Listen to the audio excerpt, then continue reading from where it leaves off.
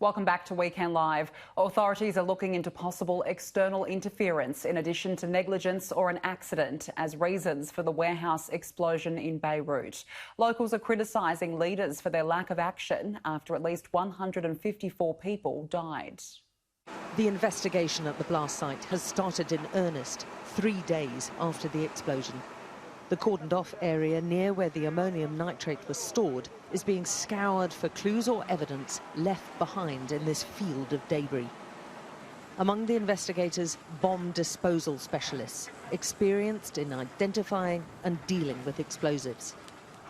The harbour is also being searched, with teams of divers kitted out in scuba diving equipment making repeated trips.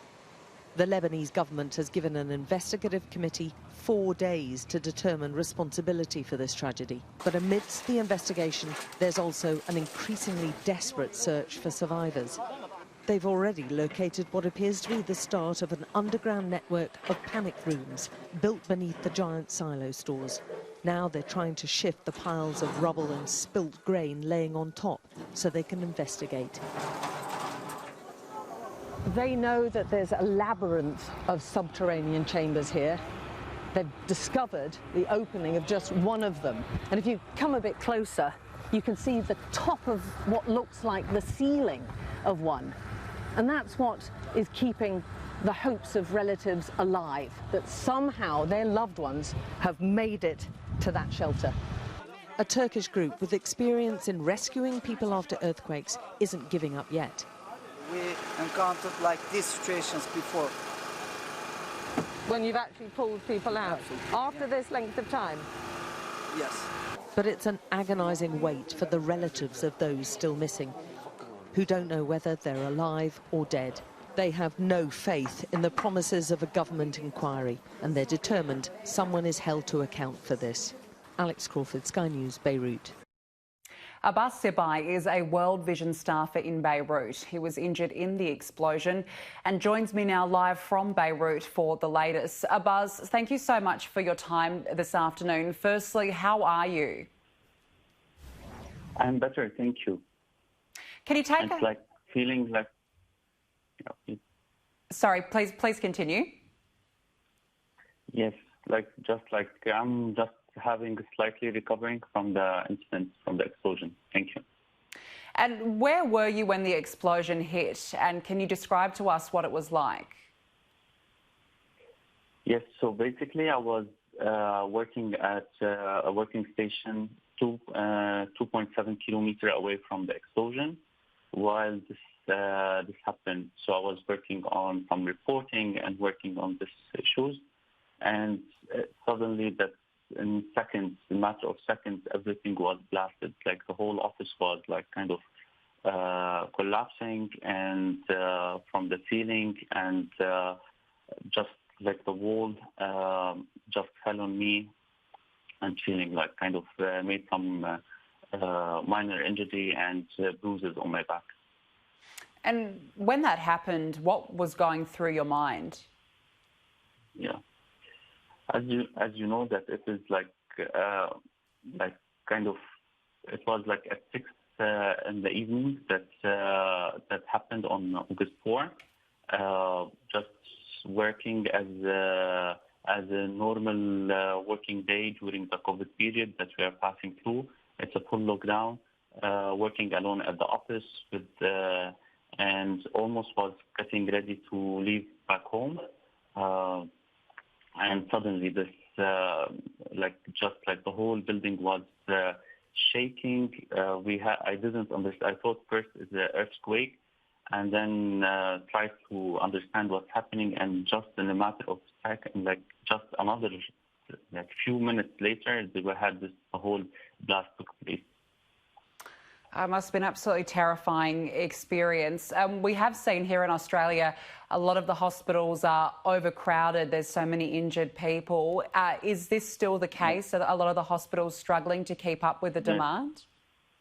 Yes, as you know, there's more than 150 people injured and over 3,700 families that they are kind of now without shelter. Families and kids are being vulnerable on the streets without access to food, shelter, and access to drinkable water. So the situation is like really catastrophic in what's happening in the country now. And glass is scattered all over the city, not just like in the explosion area. Like I was away from the explosion like for a distance, and the explosion like really hit very, very heavy for all the buildings that have damage in private and public property. The emotional impact on the people is like even worse. Like it's not just about the explosion and the injury and the damages for the house, but on top of it, it's the emotional impact that it's really heavy for people to think about it. Just like you cannot even close your eyes and just remember all the images and the way like going of the injuries that you've seen. I have seen on the way back to being hospitalized. Yeah, it's just terrible. Abbas, it's now been a few days since the explosion itself. What are rescuers saying in terms of their chances of finding people alive under the rubble? Yes. Currently, day after day, they are finding some individuals who are still alive, but many others who are already dead. So every now and then, there's like in every 3 hours, 4 hours, there's like funerals taking place, sadness taking place. Families are being shocked by the incidents. A lot of people till now we do not comprehend what happened, other than there's explosion. But why and who's accountable and how this happened, we really don't understand. We are just seeing some live pictures on our screens here of this clean-up effort. Abbas, I mean, this is a mammoth task now to clean what seems to be piles and piles of rubble. You mentioned the mental health pack. No. A lot of children have been impacted by this. Is this a main concern for World Vision? Yes, currently at World Vision we are supporting in shelters, in psychosocial assistance for the children, for care, and basic needs from blankets, water, snacks, and all the stuff that can support as much as possible in this catastrophic disaster that took place in Beirut. Are you concerned that this might become a humanitarian disaster? It is a humanitarian disaster because it is the worst time that ever, like, it couldn't be worse than this time that happened in Lebanon.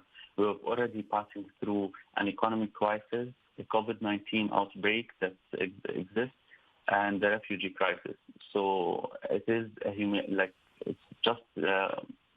it's really horrible. It's like this blast, leaving more than 300,000 families homeless, it is a humanitarian issue. It's not just like kind of an incident that took place in a small country as Lebanon. Can you take us through the work that World Vision is doing on the ground in Beirut? Yes, what's happening now on the ground is like we launched our fundraising campaign on the website, and we are communicating with people, going on the ground, and to deal with all the children that are happening and supporting them in the areas that we are doing, and also distributing food parcels that would also support them in this period. And this is in addition to the previous work that World Vision is doing related to the COVID-19 issue by supporting into hygiene and other masks and materials that could protect them from the COVID-19. It's certainly a very difficult situation and certainly tough for Lebanon, of course. Abbas Sibai, thank you so much for joining us this afternoon, and we wish you all the best in your recovery. Thank you so much.